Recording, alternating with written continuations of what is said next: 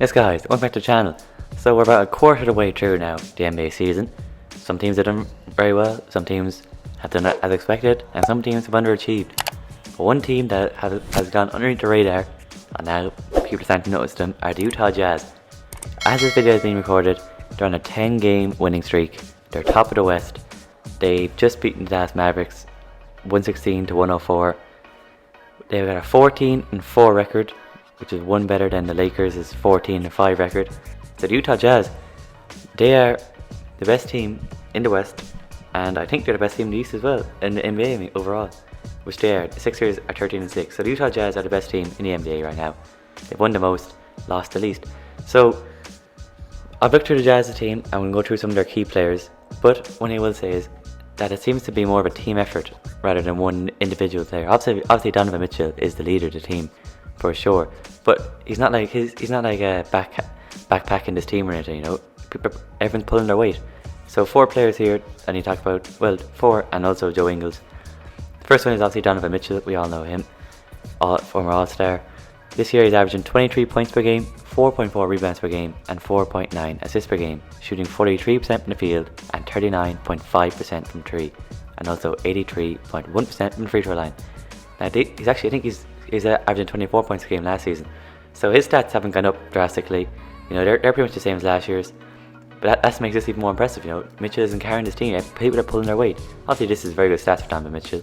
Don't get me wrong, but you know, it just shows how good the team of the Utah Jazz is, and they're a young enough team. You know, obviously Rudy Gobert, he's in his prime now. He's 27, 28, and Mike Conley isn't the youngest either. But Donovan Mitchell and Jordan Clarkson, they're not old. Mitchell is only 24 years old, so you know he's not in his prime yet.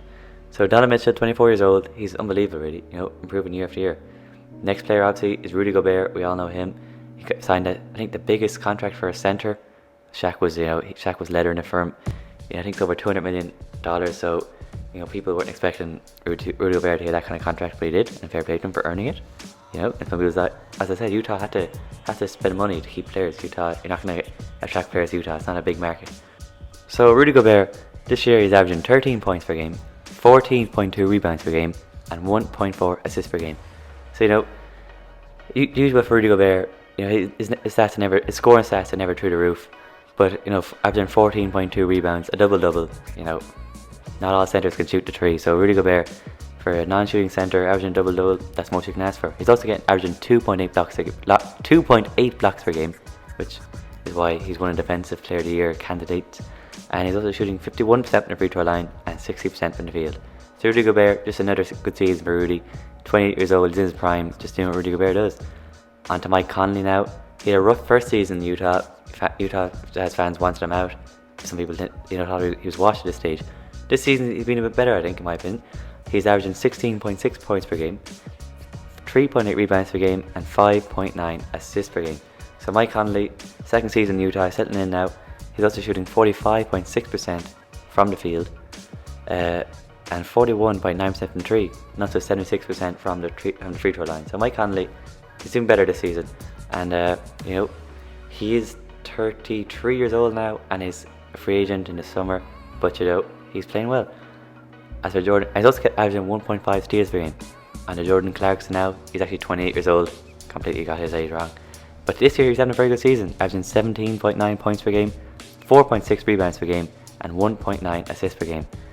Also averaging 1.1 steals per game, and 47.8% shooting in the field, 39% from three, and 96.8% from the free throw line. So Jordan Clarkson, he's carrying his weight for sure. The second highest scorer in this team. He's playing very well, and hopefully Utah Jazz fans want him to keep it up. And then Joe Ingles, his stats weren't through the roof. Just want to mention that he's shooting 44.7% from the 3-point line, and that's the main thing with this Jazz team. They hit 21 threes in a game. This team have gone off a few times this season, hitting a load of threes.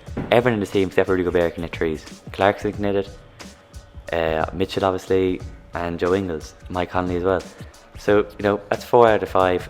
Rudy Gobert obviously he can't do it, but they're all hitting it either above average or a good bit above average. You see Donovan Mitchell at 39%, Mike Conley at 41, Clarkson at 39, and Ingles 44, and league average is 35. So as I said, this Utah Jazz team is a very good team. You know, and they're a young team. They got a good mix of experience, but mainly youth.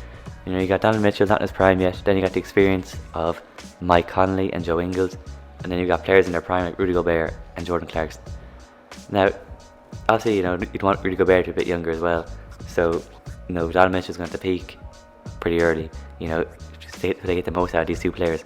But you know, this Jazz team this year, no, I don't see them getting anywhere near out of the West. But next year, Jazz fans, you think next year you can go for it? The Lakers, they're not getting any younger. LeBron, 36, he's still doing it. Still favourite MVP in most people's eyes. But, you know, he's 36 now. So, next year or two, Utah Jazz, I'd be expecting them to make a real push to get out of the West again, you know. They've got a very, very good team. Mitchell, obviously, the leader of this team. But, as I've said, this is a good team. They got a good starting five, good 5 players. They can hit the tree, they can play defense, they can score. So this Utah Jazz team is a very good team. Now my question is, how long can this Jazz team keep it up? As I said, they're on a 10-game winning streak. You know, unbelievable, 10-game winning streak. When will this snap? And when they do lose, how will they respond? You know, will they start, you know, being inconsistent again and drop down the West, or will they keep it up and finish in the top 4 seeding spots in the West? Who knows? We'll wait and see. Anyway, Jazz fans, you gotta be over the moon with your start to the season. Do you guys think you can keep it up? And if you can, is it too early? But I had asked the question, what can you do in the playoffs? Do you think you can make a push this year, get to the West, shock a few people, make it to the West Finals?